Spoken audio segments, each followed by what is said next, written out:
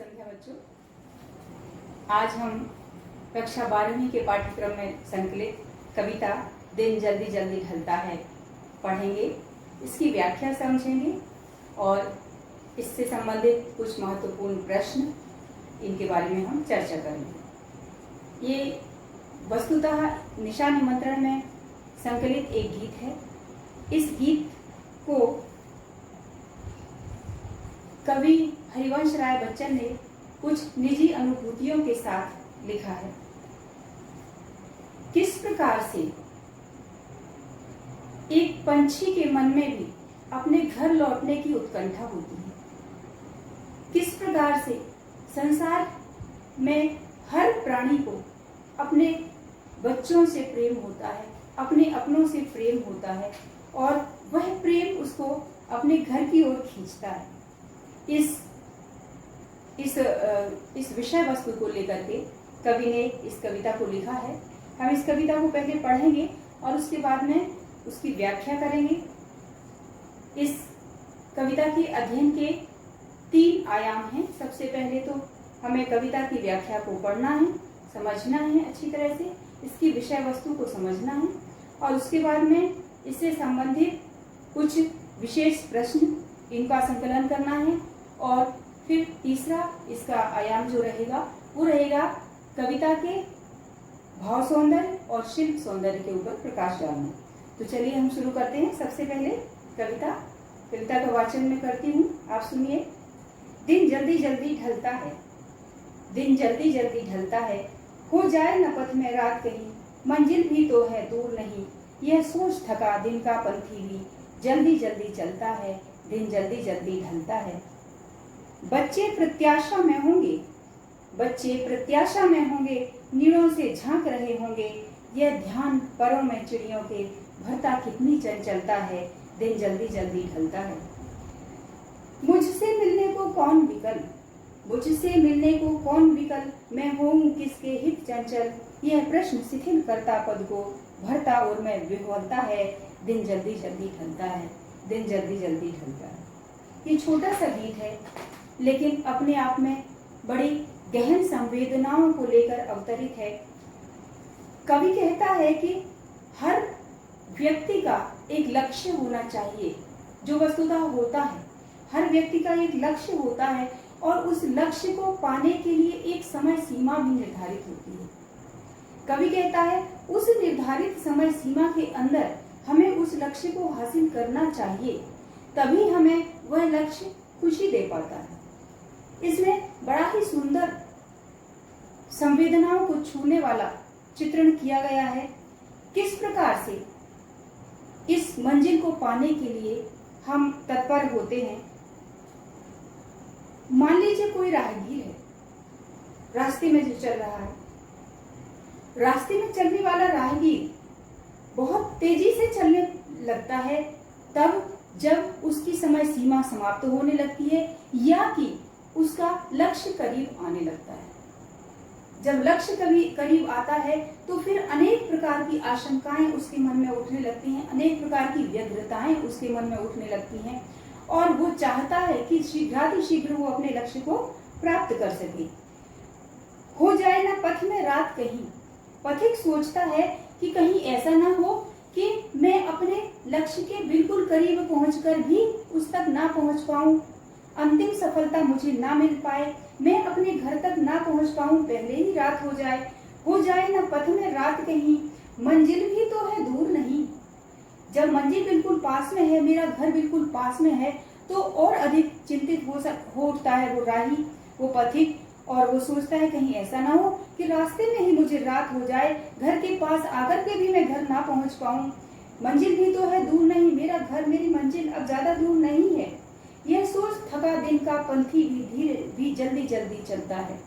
जब ये ख्याल उस राहगीर के मन में आता है, उस पंथी के मन में आता है कि कहीं ऐसा ना हो कि रास्ते में ही रात हो जाए, मैं अपने घर तक ना पहुंच पाऊं, तो वो और तेज हो जाता है, उसकी गति और तेज हो जाती है, उसके कदम और चंचल हो जाते हैं और वो भागता है घर की ओर, चलता है, अपनी सारी शक्ति लगा करके अपने घर पहुंचने के लिए त्वरित गतिमान होता है। दिन जल्दी जल्दी ढलता है। और जब दिन ढलने की कगार पर होता है, अस्त होने की ओर सूर्य होता है, तो आपने देखा होगा कि दिन के बाकी हिस्से में मध्याह्न तक हम देखते हैं कि सूरज की गति हमको दिखाई नहीं देती है। लेकिन जब संध्या होती है, अस्ताचल को सूर्य जाता है, तो उस समय हम देखते हैं कि दिन की गति बहुत तेज है। हमको सूरज का जो गोला है वो ढलता हुआ दिखता है, वो नीचे लगातार अस्ताचल की ओर जाता हुआ गतिमान प्रतीत होता है। तो इसी दृश्य को कवि ने बिंब के रूप में प्रस्तुत किया है कि दिन जल्दी जल्दी ढलता है, दिन जल्दी जल्दी ढल रहा है। हमने इस पदबंध के अंदर देखा है कि एक राहगीर किस प्रकार से चंचल हो उठता है अपने घर की ओर जाने के लिए। इसके बाद इस दूसरे स्टैंजा में हम देखेंगे, बच्चे प्रत्याशा में होंगे, नीड़ों से झांक रहे होंगे, यह ध्यान परों में चिड़ियों के भरता, कितनी चंचलता है, दिन जल्दी जल्दी ढलता है। एक जो पहला पदबंध था उसमें मनुष्य की चंचलता की चर्चा की गई थी, और हम ये दूसरा जो पदबंध देख रहे हैं इसमें प्रकृति के उपादान पक्षियों की चर्चा की गई है। केवल ये जो चंचलता है, ये जो घर पहुंचने की बेचैनी है, व्याकुलता है, ये केवल मनुष्यों में ही नहीं बल्कि अन्य प्राणियों में भी उसी प्रकार से व्यग्रता होती है जैसे मनुष्य के अंदर होती है। मनुष्य एक बुद्धिजीवी प्राणी है, बुद्धिशील प्राणी है, तो उसके अंदर होना कोई बहुत बड़ी बात नहीं है, ये सारे सोच, ये सारे विचार, सारे भाव। लेकिन पक्षियों और पशुओं के अंदर भी ऐसे ही भाव पाए जाते हैं। दूसरा दृश्य हम देखते हैं, दूसरा पदबंध हम देखते हैं कि पक्षियों ने भी ऐसा ही कुछ सोचा है, पक्षियों के मन में भी ऐसे ही कुछ विचार आते हैं। बच्चे प्रत्याशा में होंगे। प्रत्याशा शब्द देखिए, हम यहाँ पर इस शब्द की थोड़ी सी चर्चा कर लेते हैं। ये संस्कृत शब्द है, संस्कृत निष्ठ शब्द है, तत्सम शब्द है। प्रत्याशा कैसे बना है? प्रति धन आशा से मिलकर के प्रत्याशा शब्द बना है।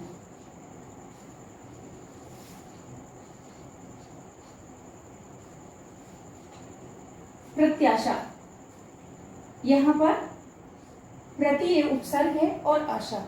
इस आशा शब्द को और अधिक प्रभावशाली और अधिक स्ट्रेस देने के लिए, जोर देने के लिए प्रत्याशा शब्द दिया है। प्रत्याशा का अर्थ तो आशा ही होता है, आशा का ही एक मतलब विशिष्ट रूप हो गया प्रत्याशा, लौट कर आने की आशा, प्रति आशा। जो आशा अब इन पक्षियों के बच्चों के मन में है, बच्चे प्रत्याशा में होंगे, नीड़ों से झांक रहे होंगे। नीड़ मतलब होता है घोंसला, नीड़। यहाँ ये शब्द जो है कवि की प्रकृति के प्रति सुकुमार भावनाओं को व्यक्त करता है। नीड़, घोंसला। घोंसला क्या? चिड़िया का घर, घोंसला। तो बच्चे प्रत्याशा में होंगे, नीड़ों से झांक रहे होंगे। ये सोचती है चिड़िया ये सोचती है कि मेरे बच्चे मेरा इंतजार कर रहे होंगे। हालांकि दिन भर से, सारा दिन से थकी हुई है चिड़िया, पूरा दिन दाना चुगने की, दाना इकट्ठा करने की, बच्चों को के लिए भोजन ले जाने की इच्छा से वो पूरा दिन श्रम करती है, और फिर शाम होते ही वो लौट पड़ती है अपने घोंसले की ओर। और जब वो घोंसले की ओर लौटती है, अपने नीड़ की ओर, अपने घर की ओर लौटती है, तो लौटते समय उसके मन में जब ये ख्याल आता है कि अरे मेरे बच्चे मेरा इंतजार कर रहे हैं, मेरे बच्चे इस भोजन का इंतजार कर रहे हैं, मेरे स्नेह की प्रतीक्षा कर रहे हैं, तो उस बच्चों की आशा, बच्चों की जो इच्छा है अपनी माँ से मिलने की, वो इच्छा सोच करके वो चिड़िया भी बहुत तेजी से उड़ने लगती है। उसके पंखों में भी बहुत गति आ जाती है। यह ध्यान परों में चिड़ियों के भरता, कितनी चलता है।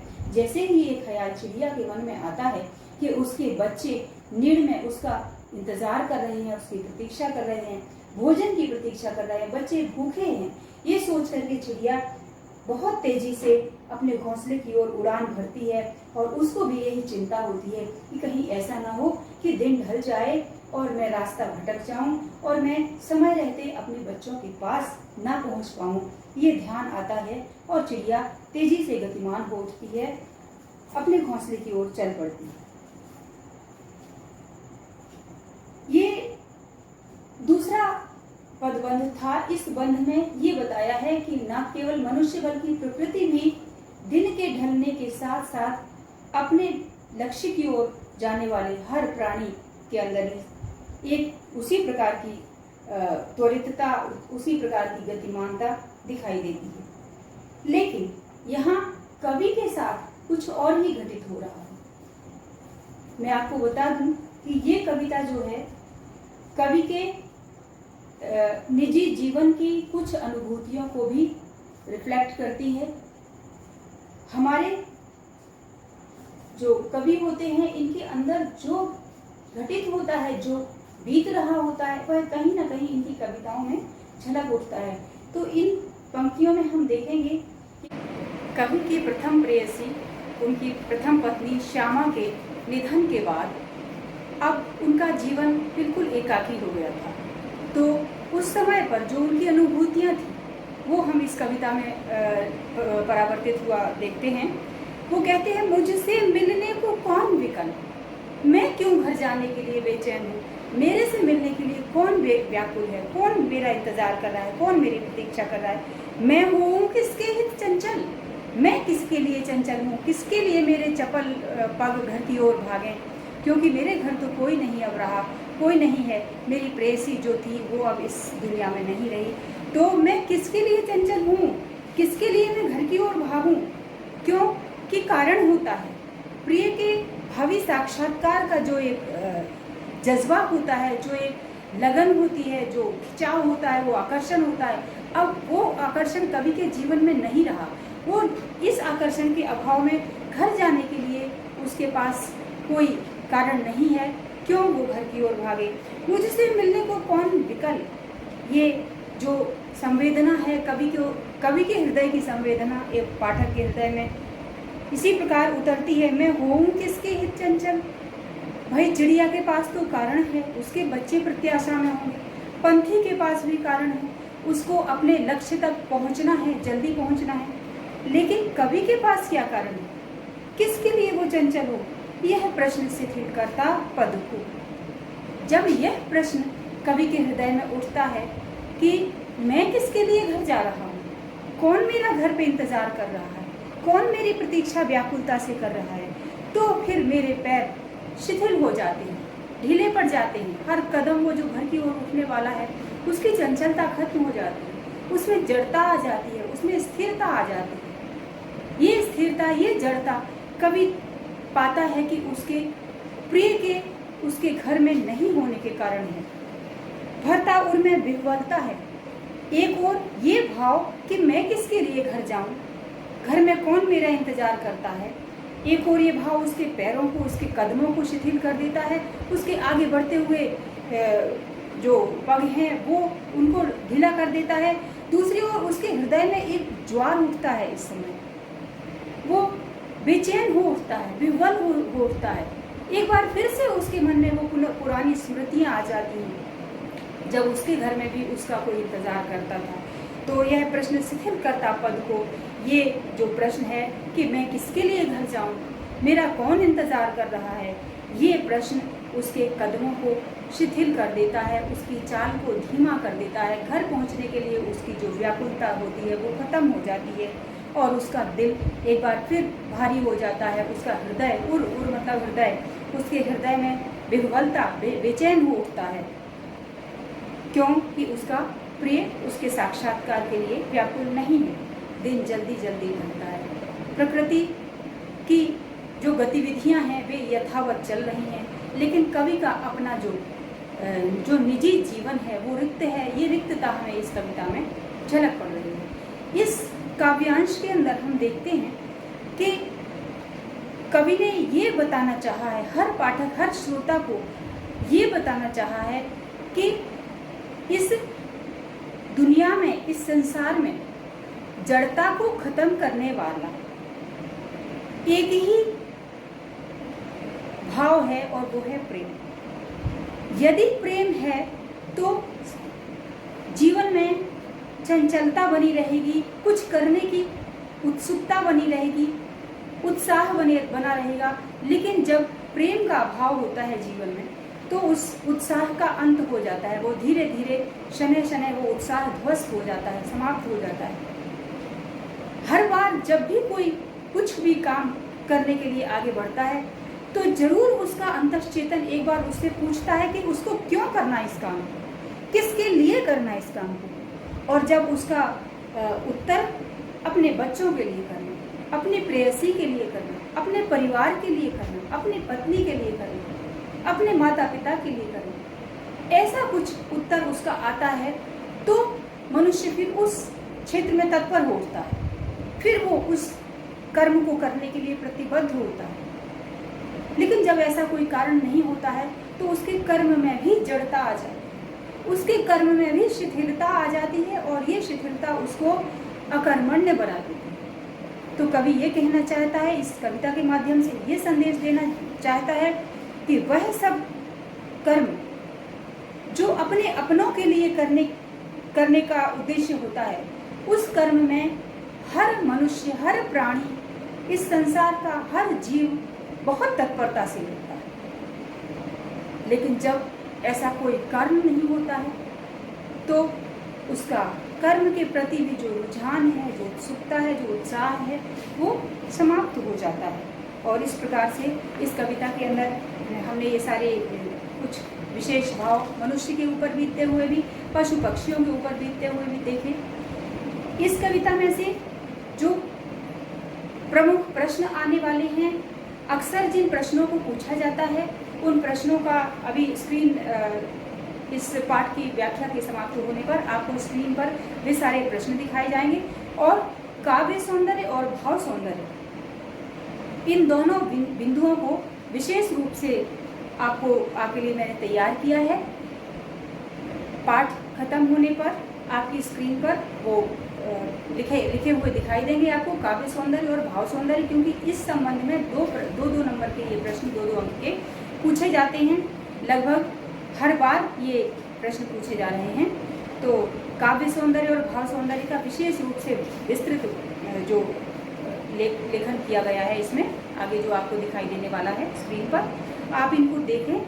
इनको चाहें तो लिख सकते हैं, चाहें तो स्क्रीनशॉट ले सकते हैं और बहुत विशेष रूप से इस पर फोकस करें, क्योंकि काव्य सौंदर्य और भाव सौंदर्य बहुत ही महत्वपूर्ण प्रश्न बनकर आते हैं। कुछ खास प्रश्नों को भी मैंने संकलित किया है इस पाठ के से संबंधित। तो ये था आज आरोह पुस्तक का पाठ, दिन जल्दी जल्दी खुलता है। आशा है कि आपको ये पाठ बहुत पसंद आएगा, इसकी व्याख्या आपको बहुत लाभकारी रहेगी, आपके लिए बहुत उपयोगी रहेगी। और काव्य सौंदर्य और भाव सौंदर्य के प्रश्न तो बिल्कुल अनूठे हैं आपके लिए।